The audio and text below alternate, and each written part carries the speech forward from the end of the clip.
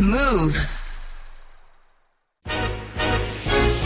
Mary la reporter terre. Exactement, Mary qui est dans les studios In The Place To Be. Yo Mary, comment vas-tu? Bien, si t'as ton micro qui marche, oui, c'est exactement. encore mieux. Est-ce que ça marche? C'est Voilà, bon, je suis là, je c'est suis bon, présente, j'ai le droit de m'exprimer. Oui, c'était le feu hier soir. C'était la soirée de clôture du Villette Street Festival dont je vous ai quand même pas mal parlé, il me semble, depuis tu as 2 couvert semaines. l'événement. Oui, exactement. J'avais fait la danse, j'ai fait les Bad Bad Not Good qui étaient en concert avec Ghostface Killah. Et là, je vous parle donc de cette soirée de clôture qui avait une particularité. C'est parce que pendant tout le Villette Street Festival, il y avait une expo de street art avec 83 artistes. Et hier soir, c'était la vente aux enchères des œuvres au profit d'Emmaüs. Donc 83 artistes, des connus, des moins connus. John One, bien sûr, que j'adore. Mon gassu. Broke, Atlas, Astro ou encore Lek et Sowat. Enfin bref, une sélection de malades. Alors j'ai rencontré Claude Kunetz, curateur de l'expo, c'est-à-dire le responsable de toute la partie street art du Villette Street Festival. Alors, quel est le concept de cette expo suivi d'une vente aux enchères? C'est de faire rencontrer 2 personnes, les gens de l'art urbain, qui viennent la plupart de la rue, et cette philosophie de rencontre avec Emmaüs, les gens pauvres. Je trouvais que c'était une belle image. Il y a un concept. Bah ouais, et puis c'est vrai que c'est généreux quoi, finalement. Mais alors, comment ça marche exactement ce soir? On peut s'inscrire sur Internet, on peut s'inscrire au téléphone quand on est connu de Arcurial, et sinon on peut venir dans la salle, comme dans n'importe quelle salle des ventes, elle est ouverte au public, et il suffit d'enchérir, mais il ne suffit pas d'enchérir, et ensuite il faut payer, et on peut repartir avec sa toile, puisque là la toile c'est un même format pour tout le monde, 100 cm par 100 cm. Donc ce qui va se passer ce soir, les gens qui sont dans la salle vont enchérir, vont acheter une toile par exemple 10 000 €, et ils vont repartir immédiatement avec la toile, qui est emballée dans du papier bulle. Et donc dès ce soir avant minuit, elle sera dans le salon, à côté du canapé. C'était le feu comme dans les vraies enchères. Ah mais c'était ouf les mecs. 250, 300. Ah non mais j'étais happée, ça veut dire que comme tout le monde le sait, on travaille en matinale donc on doit se coucher tôt. Je suis partie à 22h. J'ai pas pu et j'ai une œuvre dans mon salon. Non, je rigole. Mais j'étais à 2 doigts, genre à chaque fois j'étais là. Mais vas-y, mais mise, mais go, mais mise. Bah oui. Mais bon, j'ai pas osé, mais peut-être la prochaine fois. C'est dommage parce que bref, vous en apprendrez plus par la suite, mais c'était vraiment intéressant. Okay. Voilà. Alors, comme tout est reversé à Emmaüs, bah évidemment, j'ai parlé à Thierry Kuhn, le président d'Emmaüs France. On est dans la rencontre entre l'art et la solidarité, entre l'art de rue et la solidarité visant à permettre aux personnes qui ont connu la rue de trouver une place. Ok, donc c'est très très beau comme discours, mais moi je connais la France, je connais les Français, donc je sais que ce qui nous intéresse, c'est vraiment qu'est-ce que vous allez faire avec toutes ces thunes, tous ces sous, quoi. On veut savoir où ça va partir. Ben oui. À quoi ça va servir? Toujours dans l'objectif d'Emmaüs, c'est de permettre à des personnes qui ont connu l'exclusion, qui ont connu la rue, qui sont en situation d'exclusion du logement ou l'exclusion du travail, de retrouver un emploi, de retrouver une activité. Donc ça va nous permettre, d'une part, il y a une partie de l'argent qui va être reversée à Emmaüs International. Une partie qui va aider à soutenir les initiatives locales en France, et puis ça va aider à soutenir les initiatives qui se prennent un petit peu partout. Je donne un certain nombre d'exemples d'initiatives qui se sont prises et qui sont en projet. Une auto-école solidaire. Par exemple une auto-école ou par exemple l'action des frigos à Marseille. En fait, c'est des frigos collectifs où finalement donc Emmaüs dépose des frigos dans un endroit et les gens peuvent aller mettre de la nourriture dedans et comme ça les autres personnes qui sont dans le besoin peuvent aller se servir de c'est nourriture. Génial. Puis c'est bien de savoir concrètement, comme tu as dit, où ça va parce que souvent on t'appelle dans la rue en disant donnez. Ouais, mais il va se passer quoi après? Exactement. Bah maintenant c'est tout grâce à Mary. Et bien sûr qui dit vote aux enchères, il dit des gens pour acheter et dit commissaire priseur. Tu nous en parles avant 9h sur Move. Move. Mary la reporter terre.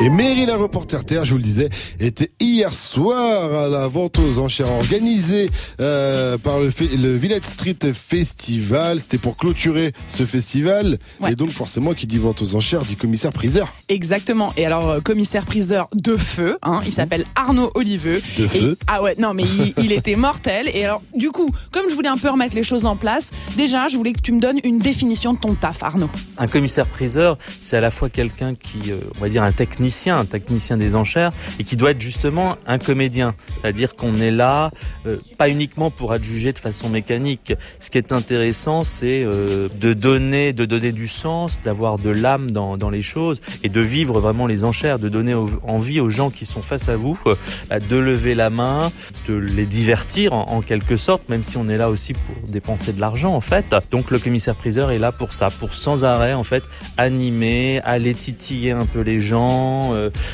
jouer avec eux, changer de rythme aussi dans la voix, dans les gestes, et voilà, on a tout ça qui est résumé dans le personnage du commissaire-priseur. 1000 €, qui dit mieux, 1000 €. Regardez un peu cette œuvre, comme elle est magnifique. Et alors c'est pas un primeur, hein, c'est un commissaire-priseur. Les fruits et légumes. Regardez mes belles toiles. Mais moi j'ai eu l'impression direct, je lui dis mais en fait t'es un MC quoi. C'est un Master of Ceremony. Ensuite ce serait un peu exagéré de comparer, parce qu'on reste aussi quand même des juristes en quelque sorte, même si on a cet aspect comédie. On est aussi on a ce côté juriste, donc parfois un peu sérieux, on est obligé. Mais c'est vrai, en tout cas, on pourrait être un peu les MC d'une vente aux enchères. En tout cas, c'est vraiment notre rôle, et de tenir la salle. Un bon commissaire-priseur est capable aussi de gagner 20-25% de plus sur une enchère. Donc c'est essentiel dans une vente caritative, puisqu'on est là pour réunir vraiment le maximum de fonds. Et alors, justement, en parlant de fonds, j'ai rencontré Anthony, et 4. C'est un des artistes qui a fait le lien entre le curateur Claude Kunetz et les 83 artistes sélectionnés. Alors, quel est le prix de départ d'une œuvre ? Le prix de départ des œuvres est exceptionnellement bas, donc je pense que c'est lié au fait que ce soit une vente caritative, et tout est à 500 € prix de départ, et du coup je pense que ça peut aussi attirer des gens et puis faciliter les ventes.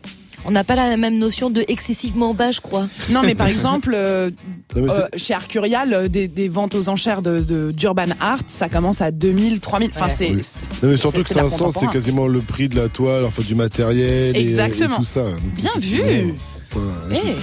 Je crois que viens chez moi, tu vois, toutes les œuvres que j'ai. Et alors, de fait, à 20h, la salle, elle était blindée. Alors, je vous dévoile pas tout de suite la totalité des sous levés au profit d'Emmaüs, mais franchement, c'est le feu, hein. Les gens, ils avaient des sous à dépenser. Et comme c'était blindé, t'es parti demander aux gens pourquoi t'as acheté ci, cela, on en parle. Exactement. Mairie la reporter terre. Okay. Donc cette petite vente aux enchères, Mairie. Alors la salle elle est pleine, je me promène et j'interroge des personnes dans le public. Alors il y a Christophe, le collectionneur. C'est l'occasion de participer à une cause tout en vivant une passion. Sur une vente comme celle-ci, je dois avoir un budget de 6 à 7 000 €. Alors, en toute simplicité. Tout le monde n'avait pas le même budget. D'ailleurs, il n'y avait pas que des collectionneurs. Par exemple, Mathilde. J'aime beaucoup ça. Après, j'y connais rien du tout. Mais dans la rue, j'aime bien regarder les graphes et prendre en photo. Voilà. Alors, je trouve ça bien parce que c'est une bonne cause. C'est quand même chouette qu'ils essaient de participer et de donner de leur talent pour donner des sous à la fondation d'Emmaüs. Effectivement, c'est vraiment bien. Et donc du coup, c'est la preuve là, qu'il y avait autant des collectionneurs que des gens qui aiment le street art et qui avaient envie d'assister à une vente aux enchères. Donc moi aussi j'étais là parce que ça m'intéresse et j'étais assez interpellée par la mise en scène. Donc en gros, t'as le public qui fait face à la scène. Au centre de la scène, t'as un pupitre pour Arnaud Oliveux, le Master of Ceremony. À sa droite, t'as un bureau avec des personnes très sérieuses. J'ai l'impression que c'est la caisse. C'est là que ça se passe. C'est là que tu vas donner ta carte bleue ou ton RIB ou carrément ton IBAN pour payer. Et puis à gauche, il y a un autre bureau avec plein de jeunes gens, la tête vissée sur un combiné de téléphone, et ils attendent le début de la vente. Mais j'ai pas compris c'était quoi leur job. Est-ce que Marion, tu peux m'expliquer s'il te plaît ? Nous allons faire les téléphones en fait, donc on va prendre les enchérisseurs, donc ils nous ont donné leurs coordonnées et on va les appeler quand les lots sur lesquels ils veulent enchérir vont passer. On leur propose les sommes, ils enchérissent ou non, pour remporter les lots. On les incite ou pas, c'est à eux de choisir s'ils veulent continuer ou pas sur les enchères et voilà. Et alors, d'un coup, ça démarre. Et alors là, ça s'est plus arrêté avant que tout soit vendu. C'était hyper excitant. Voici sous le numéro 8, c'est le carton d'invitation du vernissage. Brusque, qui nous a représenté l'abbé Pierre Dripping. Nous allons débuter à 500 et 700 par mois sur or. 800 fond de salle. 900. 1000, monsieur, que fait-on ? 1200, 1300, 1400.